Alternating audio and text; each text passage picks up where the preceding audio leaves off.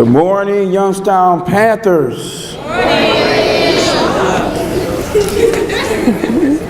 Again, my name is Michael Ryan, and I'm ecstatic to be in Mahoning County again. This is actually my third time speaking in this wonderful city, but my first time addressing a crowd of mostly young people. Youngstown is quickly becoming my second home east of the Cuyahoga River. I would say it's just like Cleveland, but there are too many Youngstowners who live and breathe for the Pittsburgh Steelers. Pittsburgh Steelers are curse words in Cleveland, if you didn't know that. I hope that my passion for the Cleveland Browns doesn't prevent you from connecting with me this morning. I want to thank Ms. Danko for that wonderful introduction, and of course Ms. Penny Wells, who invited me to be a part of the celebration of nonviolence. I had a chance to meet her when I was invited by Pastor Macklin to come and speak for Emancipation Proclamation celebration that the city puts on every year. And if you know Ms. Wells, when she asks you to do something, you cannot say no. And so I thank her for allowing me to be here this morning. I also want to thank my bailiff, Tony Williams. I don't know where he is, this light is blinding. He is my personal bailiff. He's been with me for 7, 8 years now. And he does a wonderful job. He's more than just a bailiff. He's actually like a brother for me. In fact, we are really brothers. We're both members of Phi Beta Sigma Fraternity Incorporated. Okay, that's right. Go, Mom.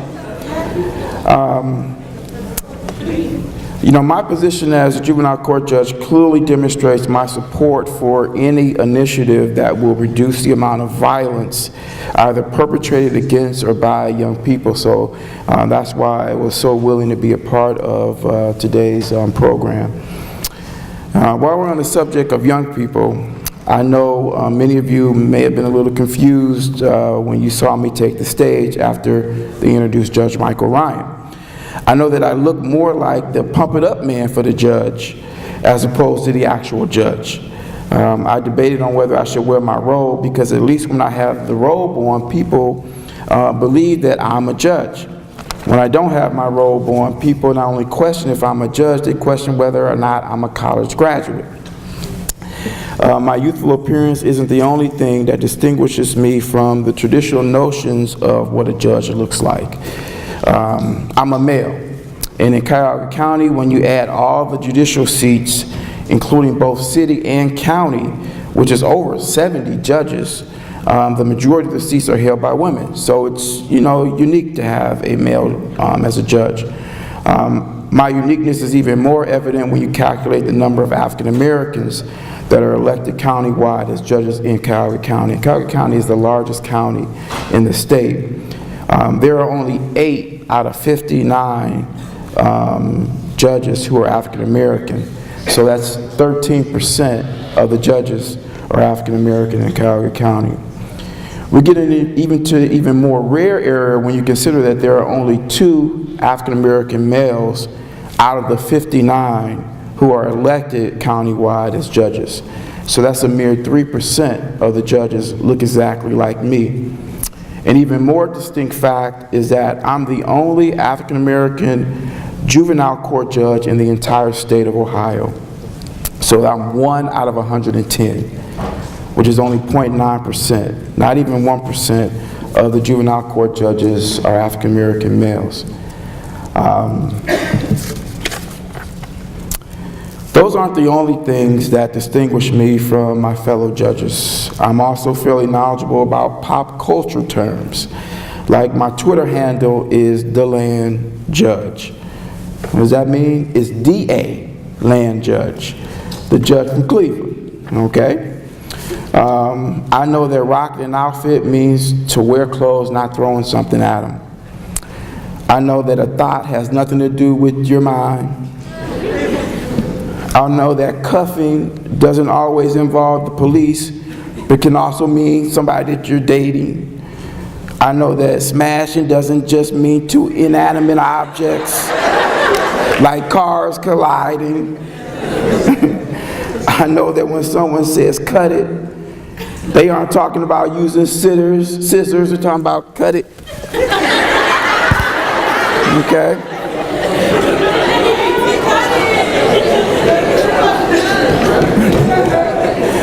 I know that whip isn't something that is used to tame or just used to tame an animal, but is this. So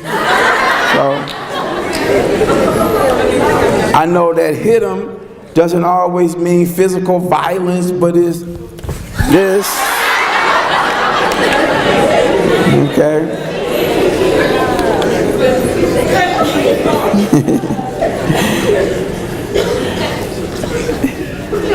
And there's one other thing, although Ms. Danko had talked a little bit about this, there's another thing that really separates me from my judicial colleagues, really sets me apart from them, and that's my rise to the bench. Unlike many of them who probably grew up in very functional homes with both parents who were college educated and even some who were attorneys or judges, you know, I didn't have that luxury. In fact, I grew up with, I didn't grow up with a silver spoon in my mouth. Instead, it was more like a plastic or wood. As Ms. Danko had told you, my mom was fairly young when she discovered that she was pregnant with me. I say fairly young, I mean much younger than most of you. I don't know, who was in here, 14? Anybody 14? 15? Okay. I see more hands raised at 15, but my mom was 14 when she found out she was pregnant with me. 15 when I was born, and that's startling for somebody to. I mean, just imagine you're 14 years old and you're about to become a parent. I think it was overwhelming for my mother. She was just a freshman in high school, and now she was about to be a parent. It was essentially a baby raising another baby. And she didn't have the assistance of my father, my biological father, because he wound up being arrested and charged for bank robbery shortly after I was born. In fact, I didn't meet him until I was about 22 years old. There were several reasons why he did not come back into my life after he was released from prison. One was, I think he just didn't want to. And another reason is because if he did try, there was already somebody else who had taken his place, my sister's dad. In fact, my sister's dad got involved with my mother when she was about maybe 5 or 6 months pregnant with me. And he, in fact, was the first person to hold me after I was born. He immersed me into his family. To this day, his brothers and sisters, I still consider them to be my uncles and my aunts, his nieces and nephews, my cousins, his mother, his father, my grandmother, my grandfather. They didn't treat me any different than they treated the other cousins, definitely didn't treat me any different than they treated my sister. In fact, at times, I thought they treated me better than they treated her. And, you know, she was related to them by blood, but it's because I probably look better than my sister. I think that's why. No, don't tell my sister that. My sister is a beautiful, beautiful young lady. But you would think that I would want to emulate myself or imitate my dad because of the fact that he decided to raise another man's child. This would be somebody who should be placed on a pedestal in the community, and everybody, you know, should follow his lead or his and model themselves after him. Well, I didn't want to be anything like him, and the reason was because I had too many horrific memories growing up, and actually nightmares of what he used to do to, or what he did to our family.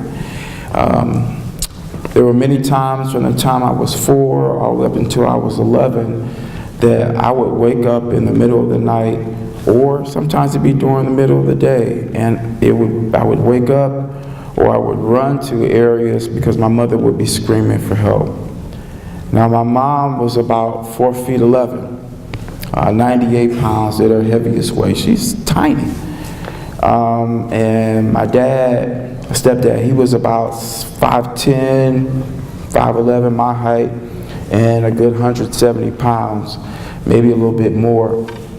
And he would take my mother at times, and I would see him do this, pick her up and slam her on the floor. At times he would throw her up against the wall, slam her on the bed. One time, even outside, he picked her up and slammed her on the concrete. And then he would dive on top of her with his knee in her chest. That wouldn't be the end. He would then start to punch her and then start to slap her. At times he would choke her. And he did this all with my sister and I sitting there watching. He did this while my sister and I would be crying and pleading and begging for him to stop. I think that our pleas for him to stop actually fueled him. He'd get even more upset, more infuriated, and hit her harder and longer. My dad didn't do this, once or twice a year. It was almost like once or twice a month that my mother was brutalized.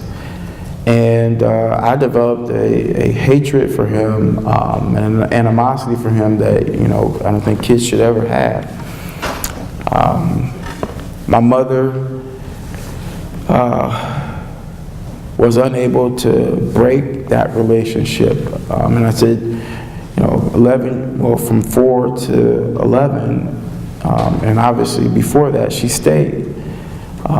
She stayed despite the fact that I had to get her the ice to put on her lips and her eye and her nose and her eyes because they were swollen.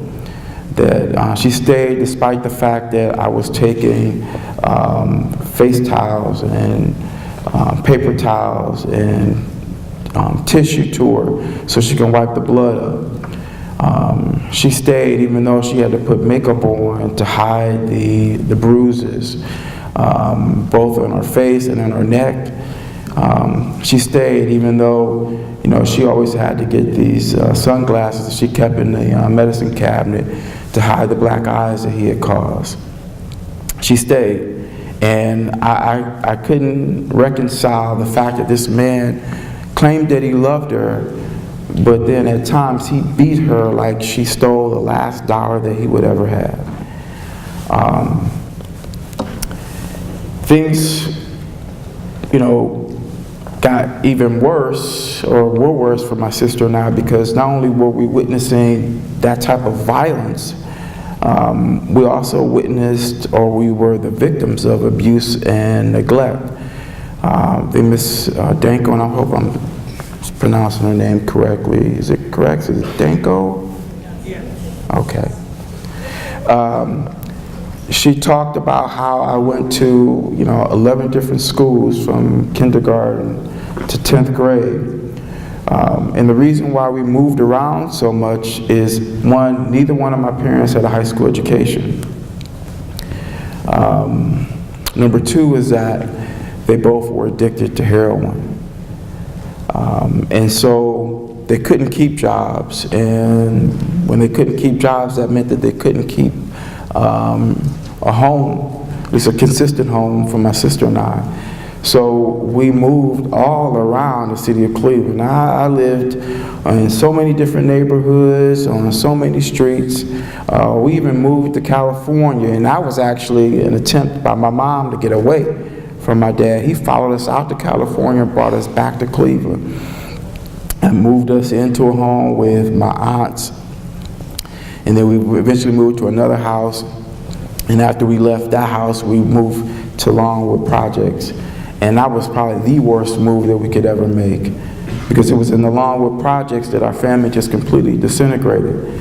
And I said it because my parents, they had greater access to drugs, easier access to drugs, and their abuse and neglect of my sister and I just went off the scale.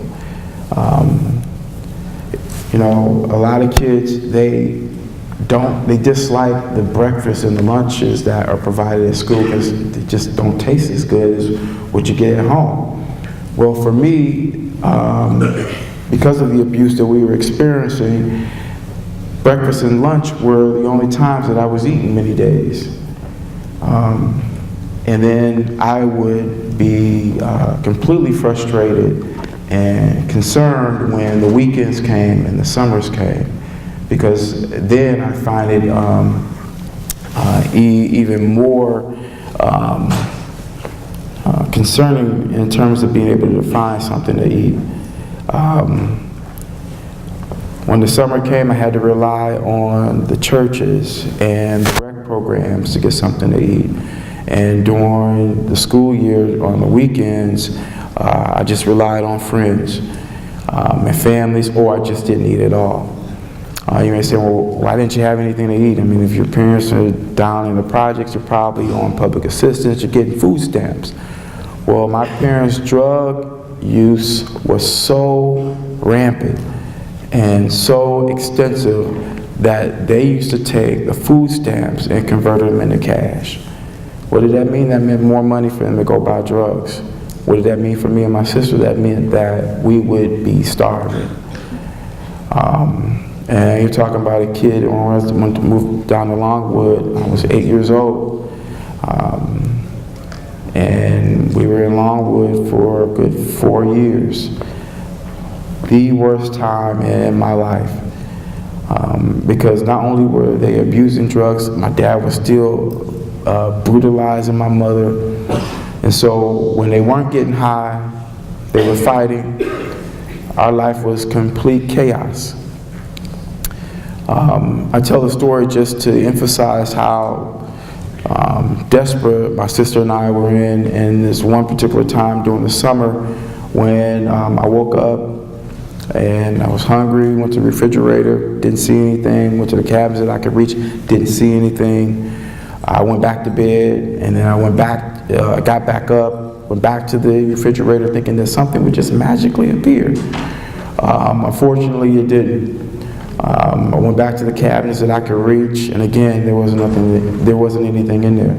But then I remember, oh, wait a minute, there's a box of crackers up in one of the cabinets that I couldn't reach without assistance. So I put the chair up to the cabinet, opened the cabinet door up, there was that box of crackers. And I was saying, oh my goodness, I get to eat at least something. Pulled the box of crackers down, got off the chair, opened the box up. There was one wrapper left inside.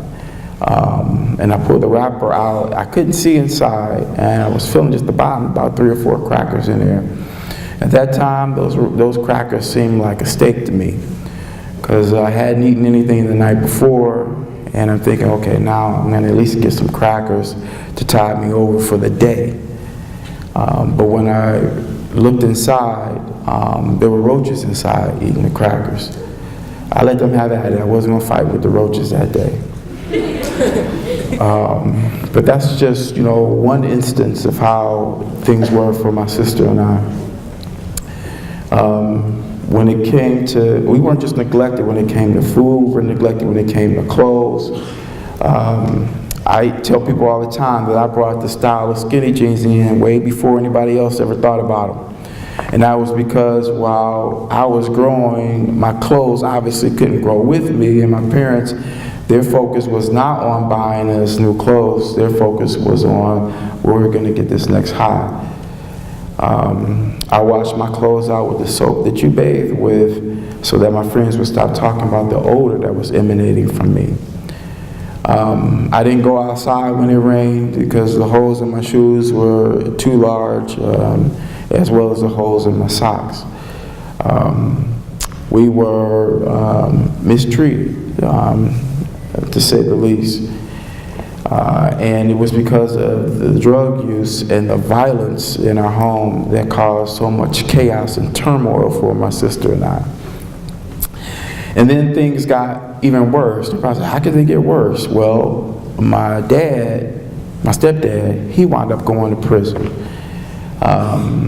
In fact, my sister and I was in court when the judge said, okay, 4 to 25, Mansfield, and he took them away. When they did that, my mother's drug use got worse. The abuse from my sister and I obviously multiplied. And it was my stepdad's mother, my Grandma Lula, who was essentially an angel. She came down to Longwood one time and saw the squalor we were living in and saw there wasn't any food in the refrigerator in any of the cabinets. She came back and brought us some groceries. The next time she came back, she saw the same conditions and she said, okay, that's it. That's enough. I can't let you kids suffer anymore. And so she decided to remove my sister and I from my mother's custody. She didn't go to Children and Family Services. She didn't call the police. She didn't call juvenile court. She just said, I'm taking you guys away. And I was like, thank God. For one reason, because I knew going to live with her, I was going to eat. Breakfast, lunch, and dinner. Knew that. I knew going to live with her that we weren't going to be moving from house to house, from neighborhood to neighborhood. I knew going to live with my grandmother that when I woke up in the middle of the night from a nightmare, or I just woke up the next day, she was going to be home. Too often when I was living with my parents, at as young as 4 up to 11, my sister and I would wake up in the middle of the night and there'd be nobody home. Can you imagine the fear that we had? The concern that we had? They wouldn't come back until the next day, and then when they did come back, they were both high. I knew that my grandmother was going to provide the protection and the love and the nourishment that my sister and I needed so that we could not just survive, but thrive. I knew my grandmother wasn't going to take us out throughout the city on drug runs like my parents did. Take us to drug houses, sit us in the car, leave us in the car by ourselves as kids while they went up and got high, and then come back and then drive us under the influence throughout the city while putting us at risk of being harmed. I also was thankful that my grandmother took us away, not because I thought our needs would be met, but that my mother would, obviously put her life back in order, go to rehab. But unfortunately, she never did that. In fact, her drug use got worse to the point where in March of 1985, we had to go to the hospital. And that day, I saw my mother in a horrible state. Before I had seen her beat up, I had seen her high, but I had never seen her that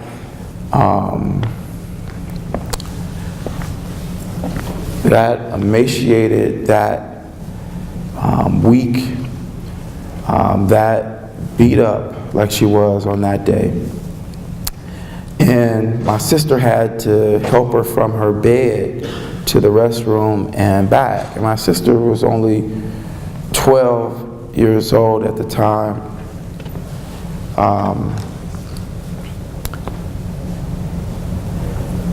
And so that was concerning for me. And so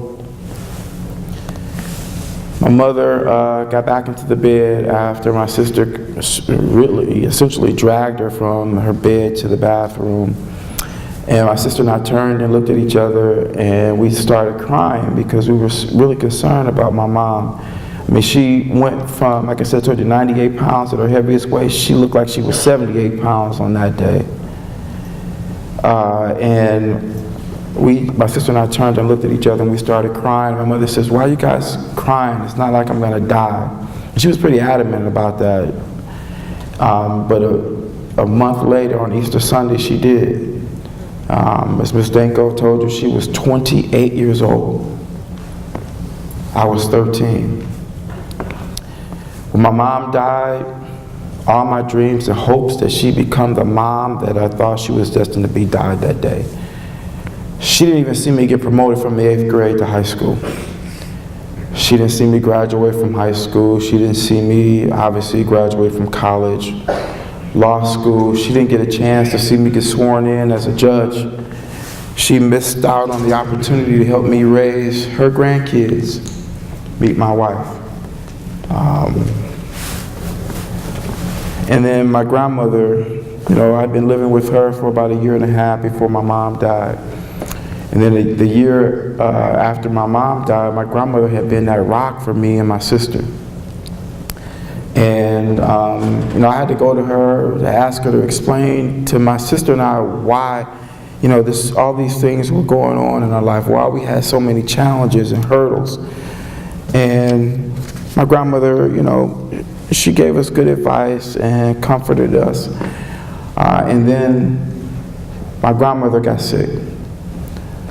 And she died almost a year to the date that my mother did. Same month, just a few weeks later. Thank you. And so now my head's spinning because my mom just died. My grandmother, who had been the caretaker for my sister and I, she just died. My sister and I had to go live with my stepdad's sister, my aunt. And then she couldn't take care of my sister and I. So a year after living with her, we were in another house.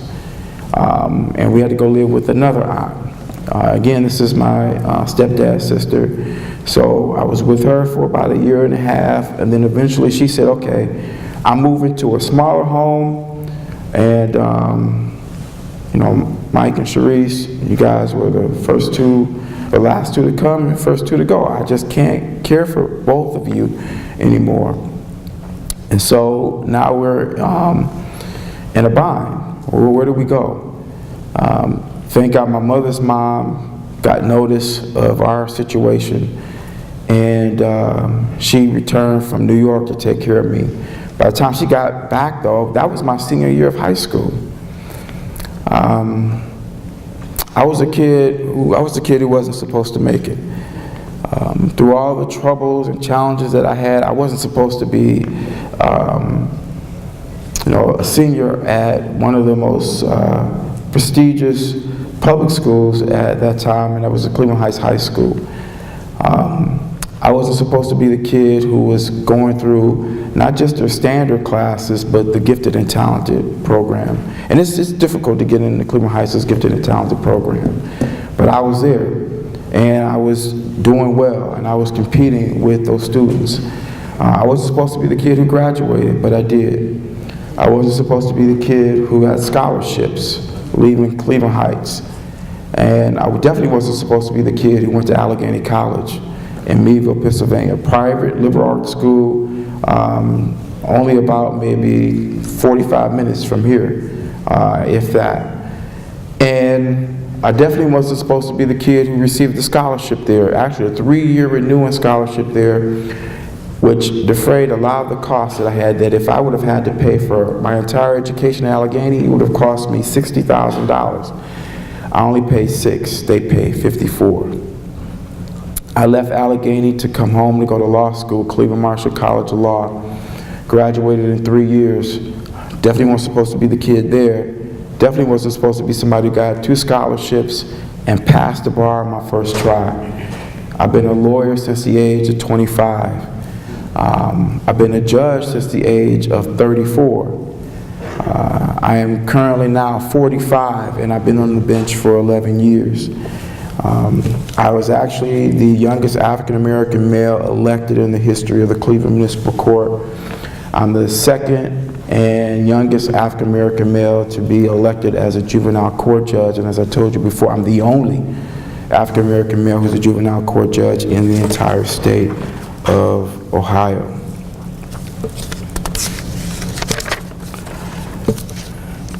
More often than not, when I give people the opportunity to ask questions after I finish telling the story, someone asks, how did you make it through all of those challenges, all of those obstacles? Well, there are a number of factors, but they all revolve around one big theme. I recognized that the choices I made could cost me my natural life or the life that I envisioned having in the future. I had to learn to make prudent choices at a young age, knowing that those choices would shape my future. I had to choose to find other ways to cope with my dad pummeling my mother, as opposed to choosing to take a weapon and extract him off of my mother. Would I have been justified? Probably so, but it would have left an emotional scar on my heart and my brain that could have impacted my growth and my development. Calling the police and getting my mother help would have been better choices. I had to choose not to join a gang, despite being persuaded to do so by friends. I knew that being in a gang would lead to me engaging in crimes that could cost me my freedom and the life that I envisioned having. I couldn't be admitted to college of my choice with gang affiliations. My options would have been severely limited. I also knew that I faced mandatory confinement at the Ohio Department of Youth Services if I was found delinquent of a gang spec, just like you could be.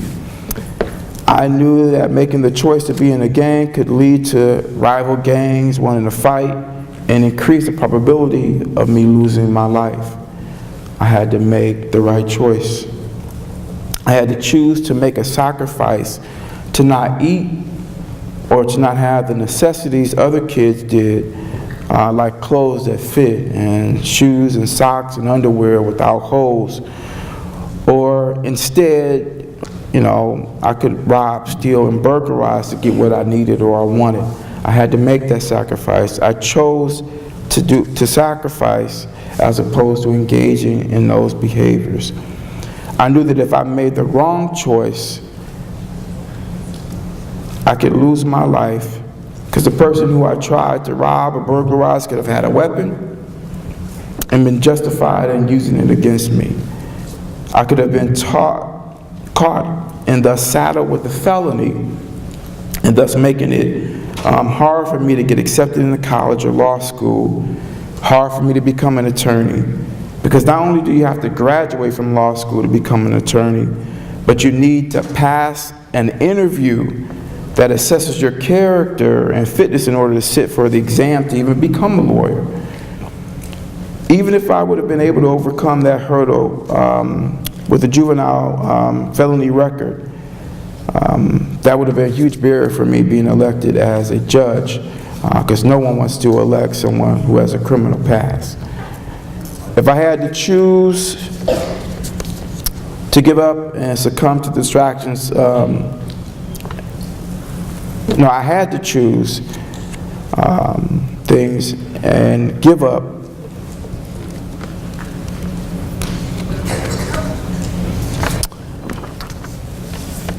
Now, if I had to choose to give up and succumb to distractions of too much television or video games, hanging out, chasing skirts, then I wouldn't have been able to do so well academically and create multiple opportunities for myself where I control what I wanted to do and wasn't limited because I didn't make choices that resulted in limiting my ability to select my own destiny. If I would have made the choice to watch more TV, playing on the video games, going out to the parties, over reading and studying, I couldn't get the A's, which resulted in the high GPA and the scholarships that followed. If I would have chose to party instead of working out or just chilling, then I would have gotten some assistance from my college to defray some of the costs because I played football and I ran track, in addition to doing well academically. I knew that I had to choose to walk away from my girlfriends and my wife when I was involved in heated debates with them, so I wouldn't even put myself in a position to engage in a violent physical altercation with them and thus repeat the behavior and abuse and emotional scars on them like I saw my stepdad inflict on my mother. If I did choose to repeat his behavior, it would have cost me my freedom and also the life I envisioned as a productive member of the community, and even more so as a judge. If you're convicted of domestic violence, that never comes off your record. And I seriously doubt that anyone would vote for a person as judge who beats women. I had to make the choice not to engage in illegal drug use and or sell illegal drugs. I had been offered illegal drugs, which also includes weed, for those who just don't think that it does. Ganja, Mary Jane, all that. And knew that if I chose to engage in that behavior, it could cost me my life like it did my mother. She started off with marijuana. That led to heavier, more addictive drugs that cost her her life. Even if it didn't cost me my life, using marijuana could cost me the life I envisioned, because it kills brain cells. I wouldn't have been smart enough to become an attorney. The jobs I was employed at as an attorney required me to take drug tests, and since it was and still is illegal, I would have lost my job. Moreover, no one is going to elect a judge who has a criminal conviction for drug possession, even if it's for marijuana. You have choices that you must make as well that are similar to mine. Are you going to spend less time tweeting, Snapchatting, using Kik, sending DMs, going to parties, twerking, and or are you going to devote more time to reading, to studying, and not studying just the day before, hour before a test? Are you going to devote more time to listening to adults and your peers who are engaging in positive activities and events? Are you going to listen more to the administrators so you can increase your options for success as opposed to limiting them? Are you going to stop making excuses for not being as bright as you possibly can be?